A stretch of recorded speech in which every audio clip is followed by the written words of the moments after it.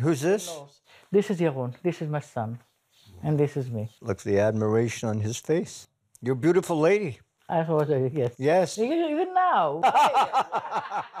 In 1967, Ruth Elul was a 27-year-old mother of two when her husband, Yekutiel Novik, was killed in the Six-Day War. Yaron was 4 years old, and Orit was 1 year old. So was the 4-year-old able to understand that his father was dead? Did he ask for his father? He was saying to me, "We, Israel, we won the war over the Arabs, and the Arabs killed my father."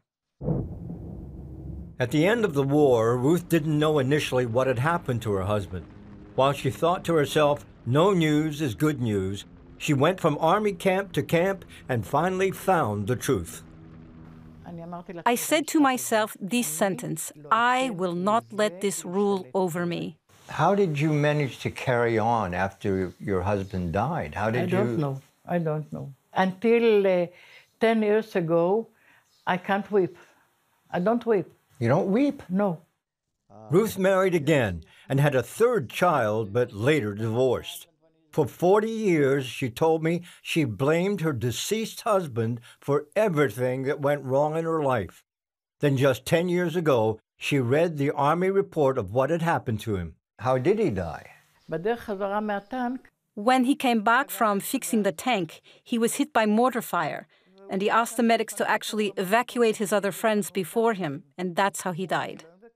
Did you eventually come to a place where you could forgive your husband? After 40 years. Why? Why? Because I read the file, and when I read the file, I understand that it's not his blame. Really? That he wants to live, but he can't live. We're approaching the anniversary of the 50th year of the Six-Day War. Was it worth it? No. Not to me. Look, I love my country. Yeah. I love it very much. One of the most things that I was afraid of, that my children will leave the country. All of them are here. I really like Israel, really, really love it. But the price is too much.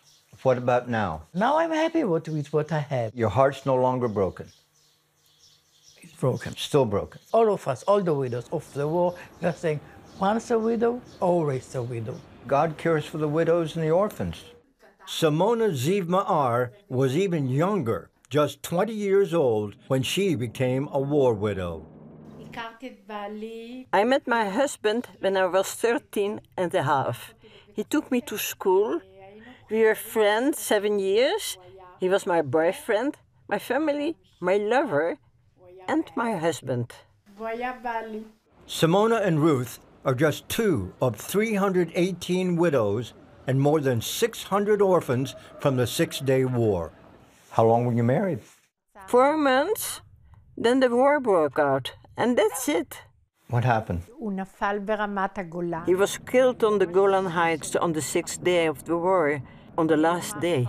He was seriously wounded, and because the path was full of tanks, he died before they could get him down. And then the war started in my life. Simona has more than 800 clowns in her home, a testimony to her choice to be happy despite her loss. How did you go on after your husband died? God took care of you? God gave me strength. And she needed that strength, because shortly after Herzl died, her father and mother soon followed, leaving her all alone. 3 years later, she remarried and had 2 sons, but the marriage didn't last. Your husband had died, both parents had died. So did this make you angry with God? No, he wasn't guilty. That's the way life is. I don't know God. I can't argue with him. He decided. He did it. I can't say anything to him. Did you find any comfort in the fact that Israel won the war, but you lost your husband? I lost my other life completely because I had a very talented husband. He was an amazing man. I'm certain life would have been completely different. It is a victory for the country, but my loss. He was everything for me. Both Ruth and Simona are part of the IDF, Israeli Defense Forces, Widows and Orphans organization that helps those who have suffered their same trauma. Currently, some 8,000 men, women, and children have lost loved ones in the IDF or security forces. Can you help them? We help each other. We don't have to agree with the opinion. They have their opinion, I have my opinion. It's okay, but we speak the same language. We understand each other. What do you have to say to people who have experienced the kind of grief you have? What happened to me happened. Life is beautiful. Not always, but you need to live and to believe, the faith. Some people build something good, some less good, some better. It's a part of life.